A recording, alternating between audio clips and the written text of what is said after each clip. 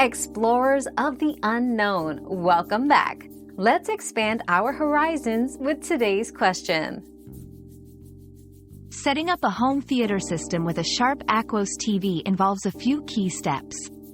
First, identify all components you plan to connect, such as speakers, AV receiver, and any streaming devices.